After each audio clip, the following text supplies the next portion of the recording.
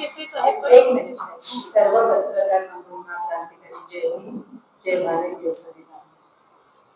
थोडंसं शब्दांमध्ये होऊ शकते, पण आपल्याच बहिणी वगैरे या सगळ्या आणि तुम्ही सगळे आमचेच बंधू आहात. जी दीक्षाभूमी आहे त्याचं पावित्र्य राखणं केवळ बोलण्याची जबाबदारी नाही. ते न्यायाची भूमी आहे, ते वर्ल्ड हेरिटेज आहे आणि त्या दीक्षाभूमीची गरिमा राखणं हे पुन्हा आम्हा सर्वांचं आद्य कर्तव्य आहे. हा एक प्रश्न. आणि दुसरं म्हणजे ही ऊर्जाभूमी आहे, सोबतच न्यायभूमी देखील आहे.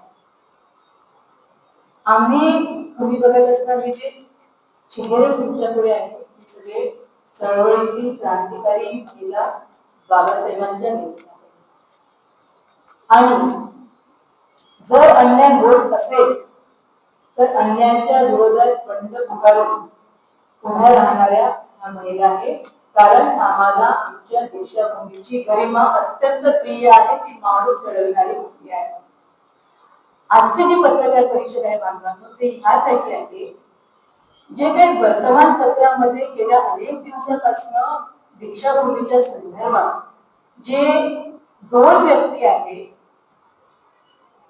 ज्यांना कायदेशीररित्या अथॉरिटी नाही आहे, अशा दोन व्यक्ती संदर्भात छापून येत आहे. आणि त्याच्यामुळे दीक्षाभूमीची प्रतिमा, कारण दीक्षाभूमी नाव येतं आणि जर तुम्ही प्रॉस्पेक्टस चेक करणार महाविद्यालयाचं तर डॉक्टर बाबासाहेब आंबेडकर कॉलेज दीक्षाभूमी असं लिहिलेलं आहे.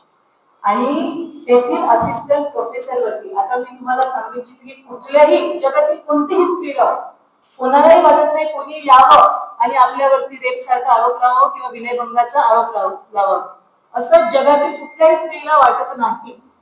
विनयभंगाचा आरोप लावणे, त्यामध्ये त्या पीडिताचं नाव घेणे ही काही साधारण बाब नाही आहे. ते प्रकरण जे आहे ते न्याय प्रविष्ट आहे. 12 ऑगस्टला गुन्हा दाखल होतो, 15 ऑगस्टला आरोपी दीक्षाभूमी सारख्या प्रिमाइसेस मध्ये फिरतात. मग यामध्ये पोलिसांची भूमिका काय असायला? जर वेळेतच स्मारक समितीने हे समिती गठीत करून, चौकशी समिती गठीत करून प्रकरणाला न्याय दिला असता तर आज कदाचित महिला या ठिकाणी आल्या नसतात. कारण जो प्रश्न आहे तो दीक्षाभूमीच्या गरिमेचा आहे. आणि म्हणून आजची पत्रकार परिषद त्या संदर्भात आहे. 30 तारखेला त्या आरोपींना ऑलरेडी सेशन कोर्टाने अँटिसिपेटरी बेल फेटाळून लावलेली आहे. त्याच्यामुळे हायकोर्टला सुट्ट्या होत्या. 2 तारखेला हायकोर्ट, 2 सप्टेंबरला हायकोर्ट सुरू झालं आणि त्याच तारखेला आरोपींनी केस फाईल केली आणि 3 सप्टेंबरला ती केस लागली. तिथे अँटिसिपेटरी त्यांची बेल रिजेक्ट झाली. त्याच्यानंतर दुसरी जी तारीख आहे ते 10 सप्टेंबर आहे, ती देण्यात आली. 10 सप्टेंबरला युक्तिवाद